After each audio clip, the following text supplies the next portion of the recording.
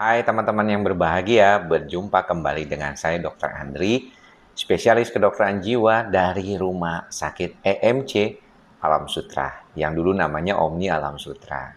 Nah, teman-teman, saya hari ini mau berbincang kembali tentang bagaimana kita bisa menanggulangi kecemasan kita.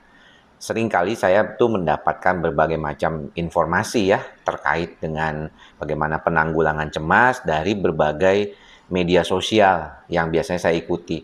Nah, mengapa saya memerlukan itu?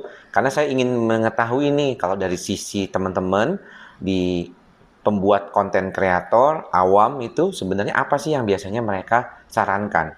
Apakah ini sesuai dengan keilmuan kedokteran jiwa, khususnya di bidang psikosomatik? Jadi biar kita mendapatkan suatu penjelasan yang punya basic medicine atau punya dasar medis yang kuat. Ya, ini buat membantu teman-teman bukan cuma untuk melewati kondisinya yang seringkali tidak nyaman, tetapi juga untuk memperkuat ketahanan dari kondisi kita sendiri. Nah, ini penting ya teman-teman. Nah, satu hal yang saya kemarin dapatkan dari selfcare.ted ya di Instagramnya, bagaimana how to deal with anxiety katanya. Nomor satu, dia menyarankan adalah get regular exercise atau menyarankan untuk berolahraga. Nah, kalau berolahraga memang teman-teman dari berbagai macam penelitian yang sudah dilakukan dari sejak lama sebenarnya, berolahraga adalah salah satu hal yang bisa membantu. Dari sisi ilmu psikosomatik medis yang saya tekuni, membantu olahraga itu untuk mengurangi kecemasan dengan cara melatih sistem saraf jantungnya. Saraf otonom, terutama simpatis yang berkaitan dengan jantung dan juga sistem vagus nervous atau saraf vagusnya yang sering kita bicarakan berkaitan dengan gejala-gejala psikosomatik yang sering kali tiba-tiba muncul ya. Nah, teman-teman, kalau misalnya demikian, apa yang mesti dilakukan, dok? Olahraga lah secara teratur, boleh seminggu 3 kali, 4 kali, atau sampai bahkan 5 kali, 30 menit per hari, intensitasnya ringan. Artinya bisa jalan kaki, atau misalnya bisa jogging kecil, berenang juga boleh, ya, naik sepeda juga boleh.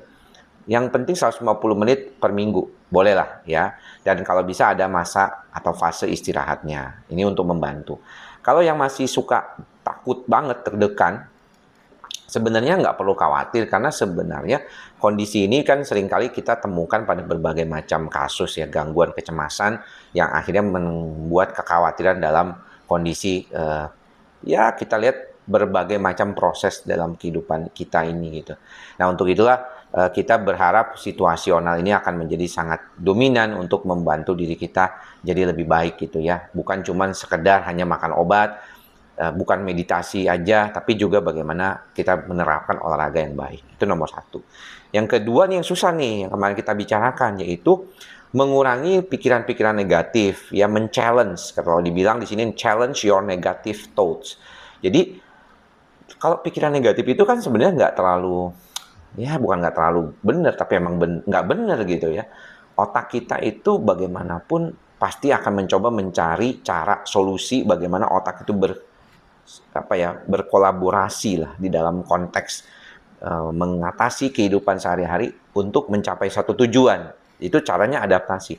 Maka dengan berpikir negatif, dia akan menghitung skala bagaimana kira-kira ini akan terjadi apa, akan terjadi apa, akan terjadi apa gitu ya. Nah, ini yang paling penting nih buat teman-teman perhatikan bahwa keadaan seperti ini sebenarnya kita bisa latih ya. Kalau ada pikiran negatif, kita latih untuk benar nggak sih pikiran negatif itu gitu ya? Apakah sesuatu hal yang bisa kita olah secara umum? Kemudian jangan lupa, penting juga untuk mengatur pola tidur. Banyak orang yang sering kali mungkin mengurangi tidurnya sengaja nonton drakor lah, nonton drama Korea itu sampai malam, sampai nggak tidurnya nggak benar gitu ya. Ini sebenarnya salah ya. Anda harus tidur dengan baik. Karena dengan tidur yang baik itu akan meningkatkan imunitas, akan meningkatkan perbaikan di sistem saraf pusat kita, dan membuat kita lebih tahan terhadap stres. Karena kita merasa lebih nyaman.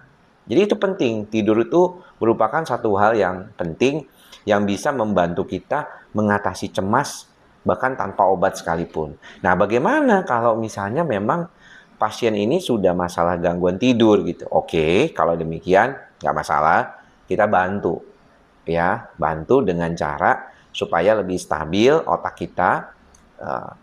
Kita boleh bantu obat dulu sementara untuk supaya lebih bisa ngebantu stabilitas itu. Jangan khawatir, jangan takut karena obat itu sebenarnya tujuannya hanya untuk membuat pola. Kalau usia muda di bawah usia 50 tahun, saya biasanya bilang gangguan tidurnya tuh sebenarnya bisa sembuh. Cuma kadang-kadang kalau yang sudah lama dan pakai obat langsung dengan penggunaan obat penenang tanpa pengawasan dokter, nah itu repot dah. Saya saranin makanya jangan seperti itu.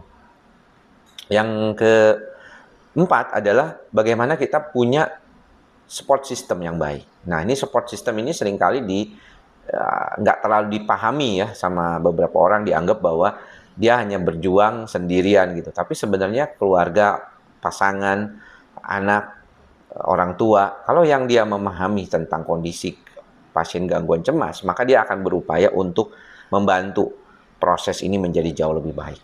Ya, supaya dia lebih tenang, lebih enak, lebih santai, dan dia punya dukungan terhadap situasi-situasi kehidupannya sehingga bisa lebih oke. Dan yang terakhir ya yang diberikan oleh ini adalah bagaimana kita mengurangi penggunaan kopi atau kafein sehari-hari. Kafein bukan cuma tergantung pada kopi, pada minuman bersoda juga ada, pada suplementasi makanan untuk orang yang mau latihan gym juga ada, ya bahkan lebih tinggi. Pre-workout gym itu juga sangat tinggi biasanya kafeinnya untuk membantu metabolisme sebenarnya, tapi hati-hati pada orang yang cemas, itu bisa meningkatkan kemungkinan terjadinya suatu peristiwa debar-debar atau deg-degan tadi. Nah, untuk itulah saran saya sih bagaimana kita mengelola kecemasan itu menjadi jauh lebih stabil. Salah satunya adalah dengan mengurangi debar-debar jantung. Karena kalau sering kali debar-debar jantung itu susah tuh ya teman-teman ya. Pada dasarnya kadang-kadang mereka akan mengatakan bahwa oh iya ya saya kok sering debar-debar jantung sehingga saya menjadi lebih gampang cemas. Jadi itu teman-teman yang bisa kita lakukan di dalam bagaimana kita melihat secara umum ya kemampuan dari otak kita dan tubuh kita mengelola kecemasan jika tanpa obat. Tadi tips-tips tadi, 5 tips yang disarankan oleh selfcare.ted itu sengaja untuk membantu kita lebih aware sama tubuh kita dan mampu mengatasi keadaan ini. Buat saya, kita jangan lupakan mantra kita bersama, ikhlas, sabar, dan sadar. Dan kita berharap ini bisa membantu kita melewati kecemasan-kecemasan yang seringkali datang pada kita. Oke, teman-teman semua, semoga semua makhluk berbahagia. Jangan lupa untuk selalu mengatasi keadaan kita dengan baik dan juga menetapkan mantra kita bersama. Ikhlas, sabar, dan sadar. Oke, teman-teman, sampai bertemu lagi di lain kesempatan. Salam sehat jiwa. Bye-bye.